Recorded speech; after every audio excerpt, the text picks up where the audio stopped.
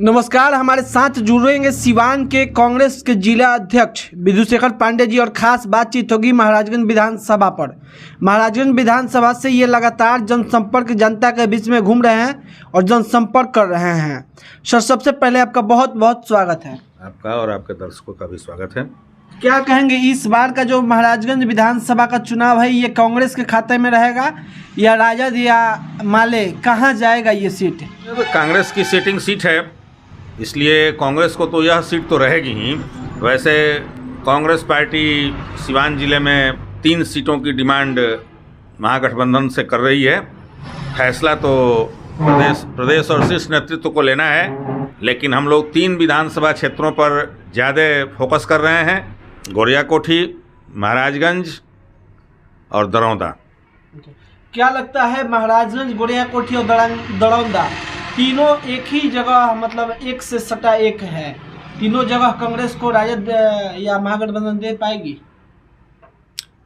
देखिए, हमारे प्रदेश अध्यक्ष डॉक्टर अखिलेश प्रसाद सिंह जी पहले ही कह चुके हैं, एक तरह से कहिए तो ऐलान कर चुके हैं कि एक लोकसभा क्षेत्र में 2 सीटें हमको चाहिए।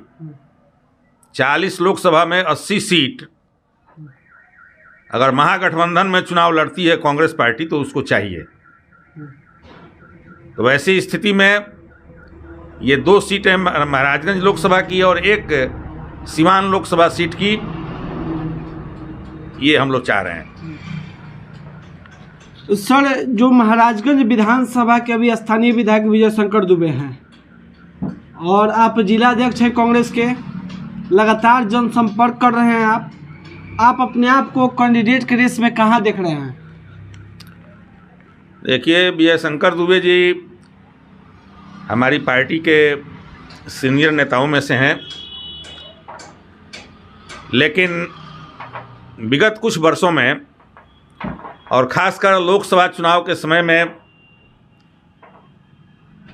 उनकी सारी कार्यवाहियां संदिग्ध रही हैं। ऐन लोकसभा चुनाव के समय उन्होंने अपने पुत्र को भारतीय जनता पार्टी में ज्वाइन करा दिया और एक भी चुनाव सभाओं में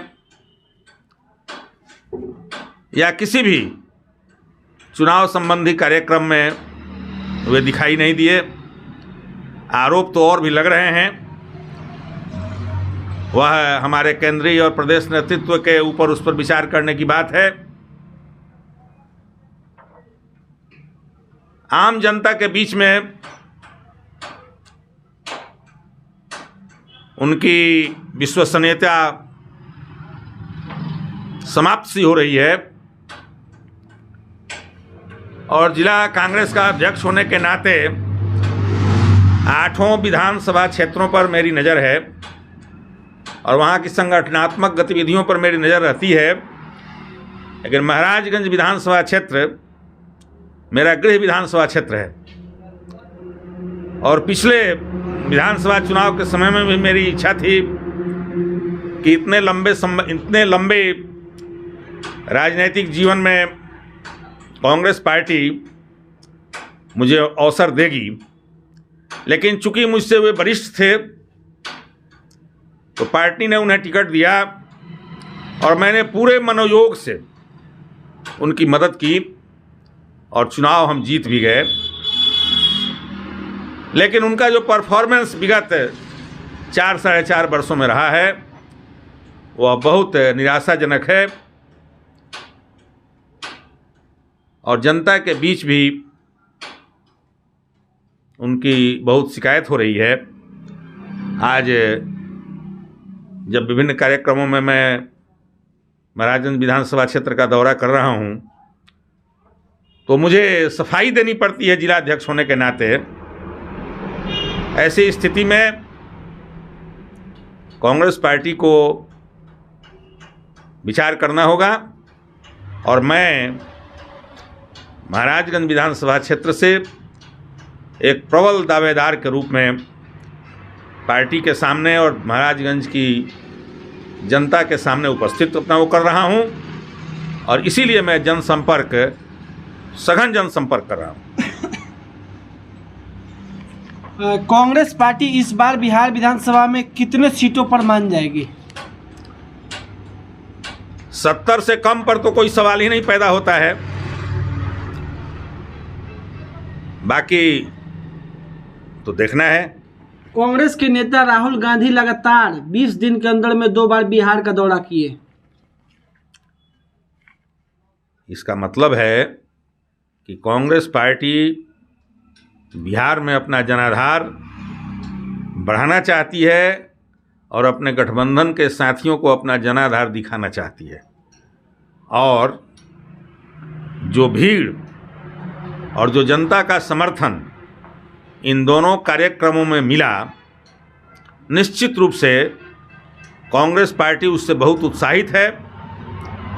और जो आगे आने वाले दिनों में 21 फरवरी को हमारे राष्ट्रीय अध्यक्ष मल्लिकार्जुन खड़गे जी सासाराम में जय बापू, जय भीम और जय संविधान कार्यक्रम का उद्घाटन करने वाले हैं। और यह कार्यक्रम हर पंचायत में जिला कांग्रेस कमेटियां आयोजित करेंगी। इसमें हम जिसकी जितनी जनसंख्या उसकी उतनी हिस्सेदारी का जो संदेश है उसे हम जन जन तक पहुंचाएंगे। और सवर्ण जातियों में जो कमज़ोर तबके के लोग हैं उनके ऊपर हम फोकस करेंगे। और इन सब के विकास के लिए कांग्रेस पार्टी काम करेगी, यह विश्वास दिलाने का हम काम करेंगे। इसलिए कांग्रेस पार्टी की स्वीकार्यता बिहार में और पूरे देश में बढ़ रही है, ऐसा हमको विश्वास है। महाराजगंज विधानसभा की जनता से क्या कुछ कहेंगे? महाराजगंज की जनता से हम यही कहेंगे कि वे अपने बेटा को, अपने भाई को, अपने चाचा को, अपने परिवार के योग्य व्यक्ति को अपना प्रतिनिधि चुने। और आपके लिए जो पार्टी लड़ रही है उस पार्टी और उस पार्टी के नेता राहुल गांधी के पक्ष में अपना समर्थन दें।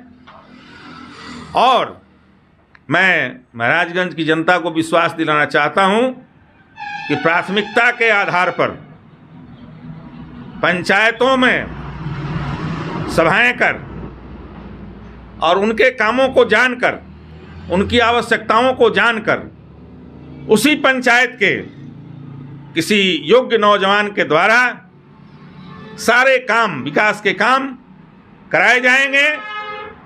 और उस पंचायत की जनता उस काम की निगरानी करेगी। इसका हम विश्वास महाराजगंज की जनता को दिलाना चाहते हैं।